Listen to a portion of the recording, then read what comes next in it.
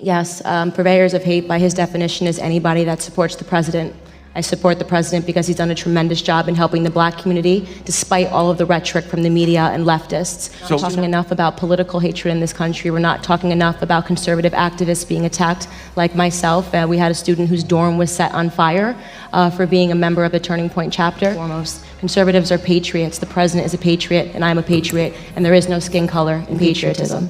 The atmosphere inside the House Judiciary Committee room crackled with intense hostility as conservative commentator Candace Owens took her seat at the witness table. What was supposed to be a routine congressional oversight hearing quickly escalated into an explosive battle over political rhetoric and double standards in Washington. From the moment the proceedings opened, Republican lawmakers took control of the room, exposing how high-profile Democrats, including Congresswoman Ilhan Omar, have repeatedly used inflammatory rhetoric while avoiding accountability. Representative Ken Buck led the charge by revealing an internal Democratic memorandum that deliberately targeted conservative voices while giving left-wing figures a total free pass. Let's break it down. Thank you, Mr. Chairman. Ms. Owens, I'm going to direct these questions to you, if I may.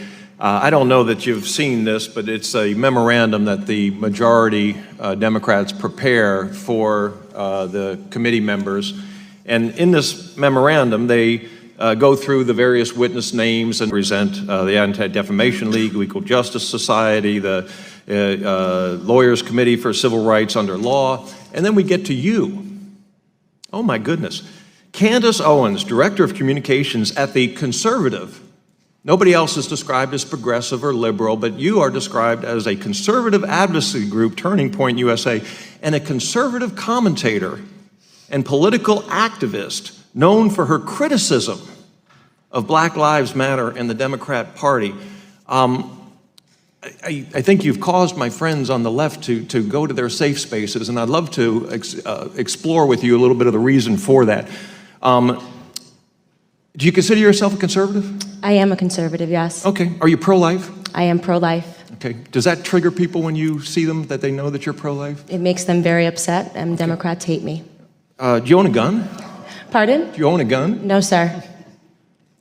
When next time you come to Colorado, we'll take you shooting. Are you a Christian? Yes, I am. Are you proud of your family? I'm very proud of my family. Okay. Let me ask you something. Do you hate Americans with black skin color?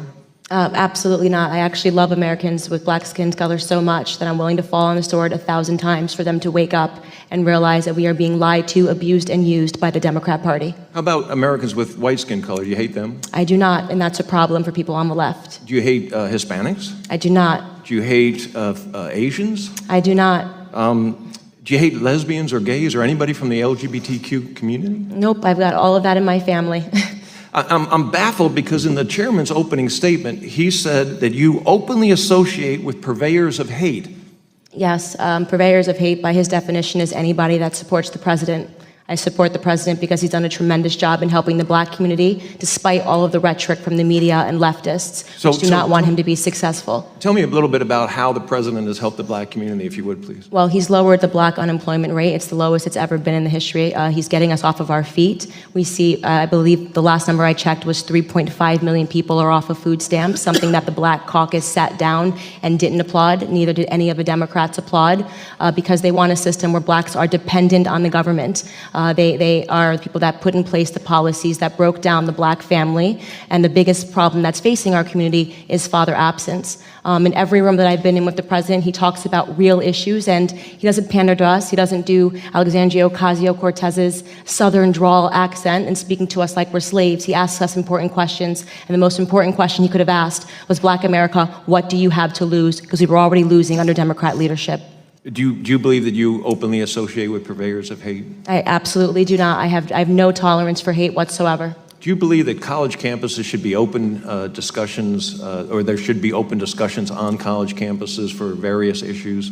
I absolutely do. You know, I do a campus tour tonight. I'm flying up to the University of Connecticut to continue that, and we are being met with aggressive leftist groups. 3 Antifa chapters have declared they're going to try to shut it down, and we face this violence every day on the left, and nobody ever wants to talk about it.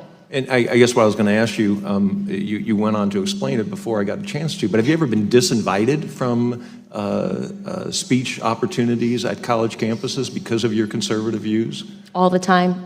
Is that a form of hatred, do you think? Of course it is, and we're not talking enough about political hatred in this country. We're not talking enough about conservative activists being attacked, like myself. We had a student whose dorm was set on fire for being a member of the Turning Point chapter, and all we preach is for free markets and capitalism as a means to lift the most people out of poverty. That is my belief, and of course, my main thesis is that black people do not have to be Democrats, and we are not owned by the left, and I understand that causes some people trouble.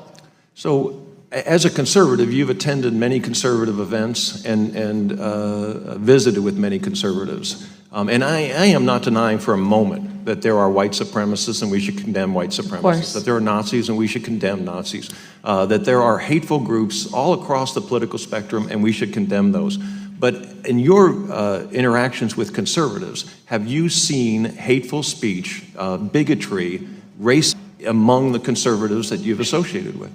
I speak in front of conservatives probably 3 times a week. I jump on a stage and I say everything pro-black, and they are so supportive and they applaud. All they want is for black Americans to realize that they are Americans first and foremost. Conservatives are patriots. The president is a patriot, and I'm a patriot, and there is no skin color in patriotism. Thank God we have you. Thank you very much.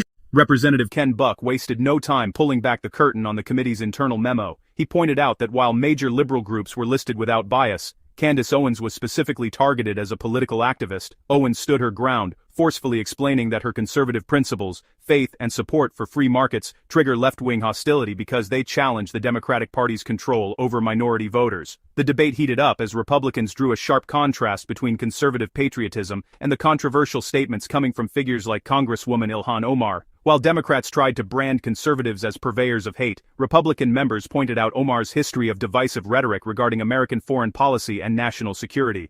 Candace Owens highlighted how conservative policies deliver real-world economic empowerment and historic low unemployment for black Americans, completely undermining the narrative pushed by Omar and her colleagues. As the cross-examination continued, Buck and Owens addressed the rising tide of political intolerance on college campuses. Owens described how conservative speakers are routinely disinvited, harassed, and targeted by radical left-wing groups. If you want to stay ahead of the curve on how conservatives are exposing fake narratives on Capitol Hill, make sure to click the subscribe button right now. Owens emphasized that real political hatred in America is being directed at conservative activists who dare to speak the truth.